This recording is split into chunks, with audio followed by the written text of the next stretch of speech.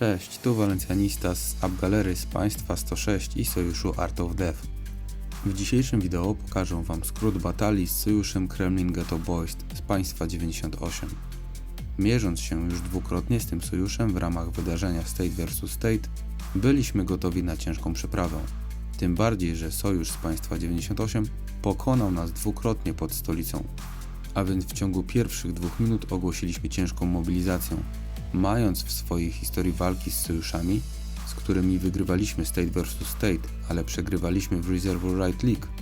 Tak teraz mogliśmy odwrócić karty historii i przegrywając State vs State, chcieliśmy zrewanżować się w Reservoir Right The Summit. Był to pierwszy mecz nowego sezonu wydarzenia Reservoir Right. Tak, między nami, gdybym miał wybrać zwycięstwo w State vs State lub Reservoir Right, to wybrałbym zwycięstwo w walce o wodę. Dlaczego? Przede wszystkim dla nagród. Czerwone kryształowe drzazgi czy złote fragmenty bohaterów są o niebo lepszą nagrodą niż plazma. Pamiętajcie również, że wszyscy gracze, którzy ściągnęli State of Survival z Huawei App Gallery, mogą skorzystać z kampanii, która trwa do 8 lutego, a w której za zakupy pakietów w grze możesz zdobyć kryształy. Z kolei kryształy służą do wymiany na kupony o wartości pełnych pakietów w State of Survival. Dodatkowo, jeżeli chciałbyś spróbować swoich sił w State of Survival, to zachęcam do ściągnięcia gry ze sklepu App Gallery.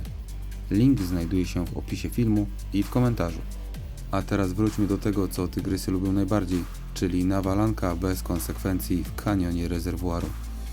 Tutaj powinienem postawić gwiazdkę, ponieważ bez konsekwencji jest tylko do limitu szpitala w Reservoir Right, który wynosi 9,9 miliona żołnierzy, a do której wartości z każdym Survival of the Fitness czy State vs State nieubłagalnie się zbliżam. Chociaż z drugiej strony każde State vs State czy Kill Event sukcesywnie pozbawia mnie około 0,5 miliona żołnierzy w każdym z tych wydarzeń. Mając niewielką, 3-osobową przewagę liczebną w pierwszej części gry mogliśmy się pokusić o dość ryzykowny krok wysłania kilku osób do budynku elektrowni słonecznej. Tam czekało na nas aż 7 graczy Kremlin Ghetto Boys, co oznaczało, że w pozostałych budynkach może być ich maksymalnie 20. Przyznaję, że ta zasłona dymna pod farmą solarną, która ciągle absorbowała uwagę rywali, wyszła nam idealnie. Ciężko powiedzieć, jak potoczyłaby się walka, gdyby rywal odpuścił elektrownię i skupił się na ważniejszych budynkach. Na szczęście to nie nasze zmartwienie. Nasza taktyka zadziałała tutaj idealnie. Jeśli dodamy do tego świetne zgranie w głównych budynkach i bardzo dobry porting do kałuż wody, to możemy powiedzieć, że jesteśmy na świetnej drodze do upragnionego rewanżu nad Kremlin Ghetto Boys. Przy okazji, czy Wy też macie podziurki w nosie manualnego ustawiania marszów, jeśli posiadacie tylko jeden typ jednostki wyższego tieru?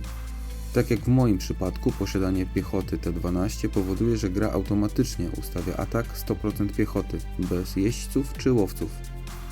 To naprawdę mnie ułatwia zadania i za każdym razem muszę ręcznie ustawiać liczbę żołnierzy w każdej formacji. Pamiętacie, jak w State vs State Kremlin Ghetto Boys pobiło nas okrutnie? Tym razem byliśmy świetnie dysponowani i to rywale nie wiedzieli, co zrobić, aby zmienić oblicze gry.